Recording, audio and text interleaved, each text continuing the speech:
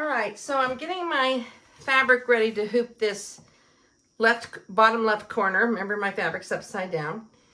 And my arrow shaped post-it note, it's about 2.5 inches to the left and about 3/4 of an inch up. And it actually points to this top end. And when I sew the placement line, it's going to sew straight down here and then do around here, and then it's going to sew straight down here. So when I lay this up here, here's what we're looking for. I've caught fabric over here on the right, but I do not have fabric up here. And a lot of people will go ahead and just hoop their fabric. That doesn't matter to them. It does matter to me, because when you do that, what happens, you allow this fabric to be pulled down when you're embroidering, and then your fabric puckers. So I'm actually going to lay a piece of stabilizer in there, and I'm going to add extra stabilizer hanging off the top. And then I'm going to rub this in, and there we go. Get that all laying down fine. Now when I lay this to where it goes, point it to where it's supposed to be, it's catching the stabilizer, which is glued to the fabric, so it can't pull away. So now I'm going to go ahead and hoop this up as one. Let me get both pieces right here. There we go.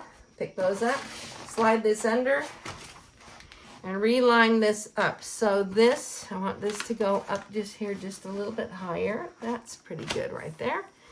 And I'm just going to push it down and see where I am. Well, I'm in, but I'm certainly not straight. So I'm going to squeeze these two to open it up. And I'm going to now straighten my fabric up right here. And I have a little bit more. I need to pull this just a tinge this way. I think this can go just a little tiny bit that way. Let's take a quick look.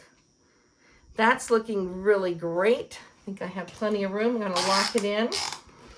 So now I actually have my stabilizer underneath my fabric. So I'm going to add just one more layer, because I like to do it with 2 layers. And I'm very, very close to exactly where I'm supposed to be. The reason this one matters so much that I add an extra piece of stabilizer, because it's the one whole big design. It's not just the railroad track, it's the whole design. All right, let's take it back over to the machine and let's line this one up.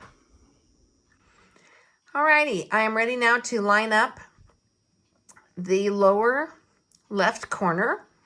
And let me go to first stitch so you can see where I am. Here, I'm right here at first stitch. And if I drop my needle, I'm definitely not where I'm supposed to be. So I'm going to raise the needle and move it over. I should be right here at the tip of this, and I'm about 1/2 inch away. So I'm going to go ahead and touch on my screen my Move Motif icon. I'm going to use my zigzag knob, and I'm going to move my needle so it is going to touch. I better come down a little too. I need it to touch that corner. That's actually not too bad. Okay, right there. So now it is touching the corner.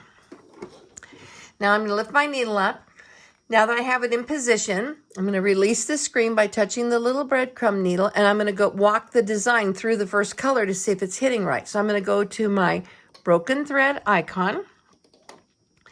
I'm going to use my top knob, and you can see as I'm walking through this, you know, I'm just hitting that area right where I need to hit it. Now I'm going to walk down, and it's actually imitating or making the little railroad, going in and out for the railroad ties. When I get to the very bottom of the vertical, the part that goes straight down, which is right here, or you can see it over there, that's then it starts to go sideways. I need to go till it, okay, sweet, that one actually hits on. Okay, well that's pretty great. Now I'm going to go ahead and turn it to the right. Yep, it's just following that line beautifully. Perfect. So, and I can go right to the end, and that's just great, because here's the goal. The goal is to be able to start here and just walk down this line. So that looks fantastic. I'm going to release my screen.